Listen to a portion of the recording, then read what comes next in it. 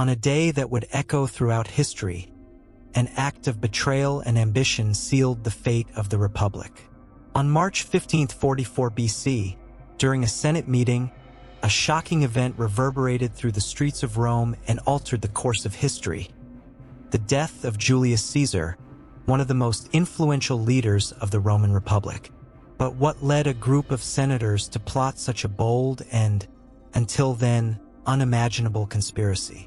In this documentary, we will explore the context surrounding Caesar's assassination, the motivations of his conspirators, and the devastating consequences that followed. Caesar's death was not merely an act of violence. It was the spark of a conflict that would trigger a series of events shaping the future of Rome and, by extension, Western civilization.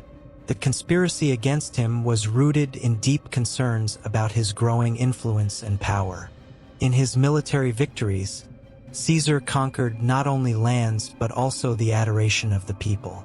His triumphant return to Rome after the Gallic Wars solidified his position as a leader and fueled resentment among the senatorial elite. The conspirators, among them men who had been Caesar's allies, saw his appointment as perpetual dictator as a direct attack on the traditions of the Republic. For them, the only way to restore political freedom was to eliminate Caesar, a man who, while popular among the masses, was viewed as a threat to the established order.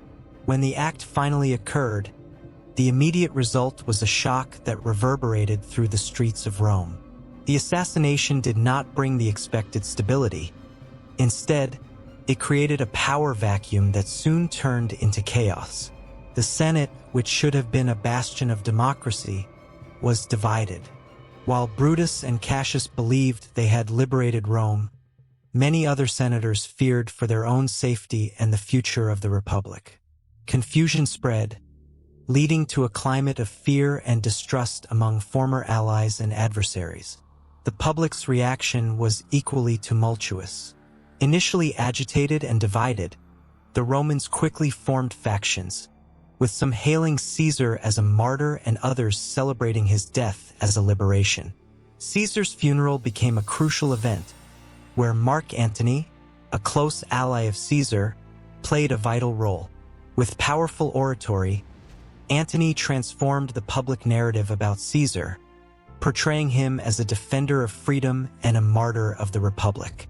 His speech inflamed the crowd and generated a wave of popular support that turned against the conspirators. The reading of Caesar's will was another turning point in the crisis.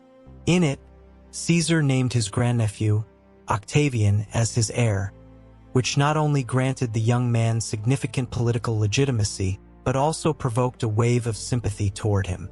The revelation that Caesar intended to distribute land and wealth to the Roman people further stirred sentiments against the assassins, revealing Caesar's generosity and reformist intentions. Octavian, then only 18 years old, quickly positioned himself as one of the key players in the new political landscape. His rise to power would not be easy, as the political environment was completely tumultuous. The conspirators, now in a precarious situation, tried to justify their actions to the people and the Senate, but the lack of a clear plan for the future led to a rapid loss of support. Brutus and Cassius, who had once been seen as liberators of the Republic, became targets of popular anger, while Mark Antony presented himself as Caesar's legitimate political successor. Tensions increased as factions began to form, dividing the Senate between those supporting Antony and those still aligned with the assassins. The struggle for control of the Republic became a battlefield, where loyalties were tested and fear dominated the actions of the senators. In this chaotic scenario, Cicero, one of the most influential orators of the time, attempted to assume the role of mediator between the rival factions.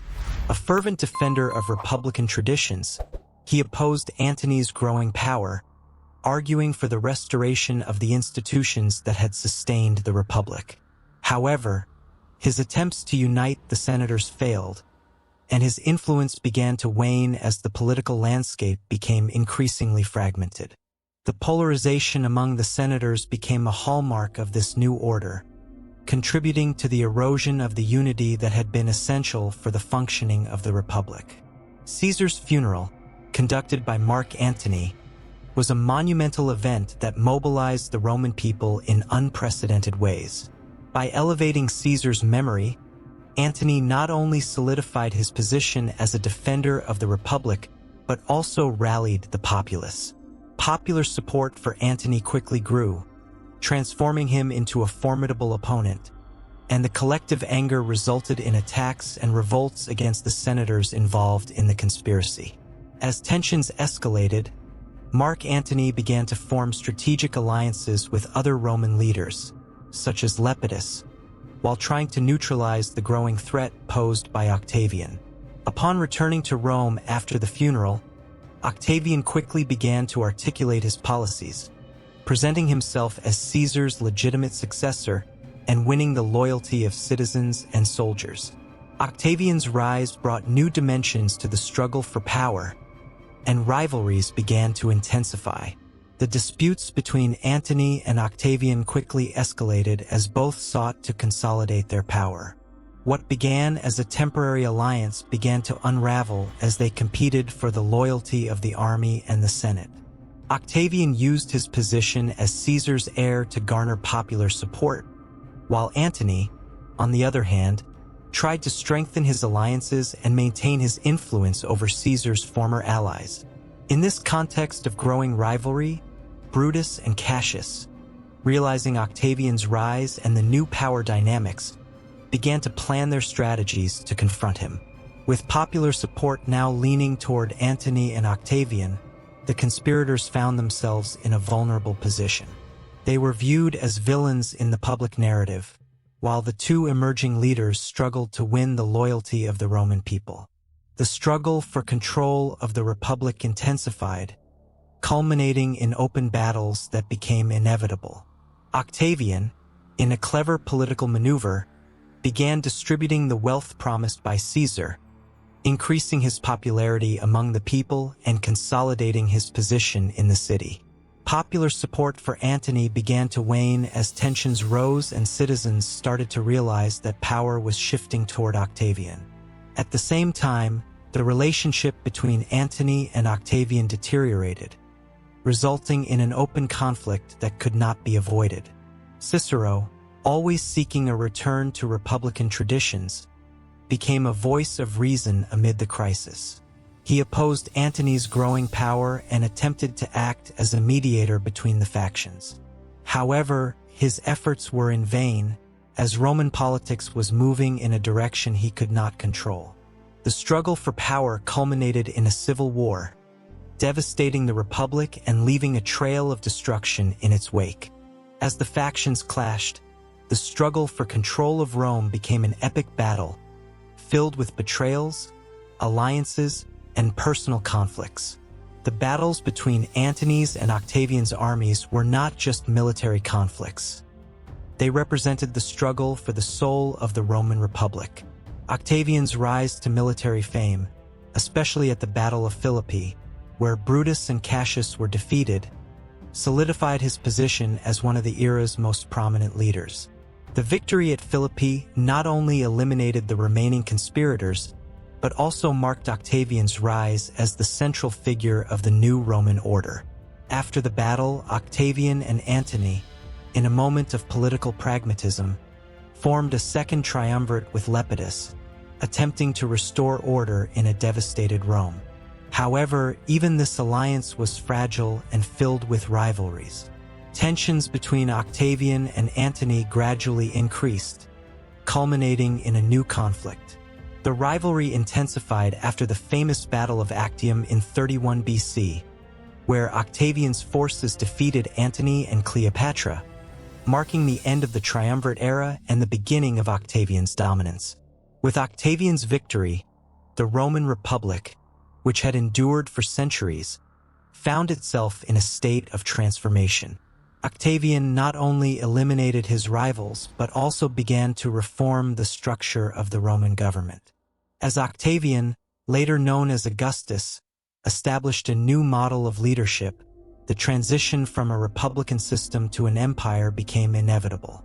He maintained the facade of republican institutions, but real power was now concentrated in his hands.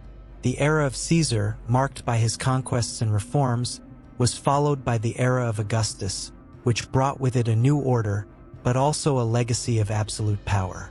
As we reflect on this tumultuous chapter of Roman history, we see that the death of Julius Caesar not only marked the end of an era, but also the beginning of a period of intense conflict and power struggle.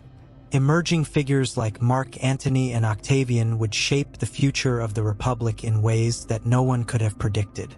Caesar's legacy, far from being buried with him, transformed into a struggle for power that echoed through the centuries, leading to the rise of the Roman Empire.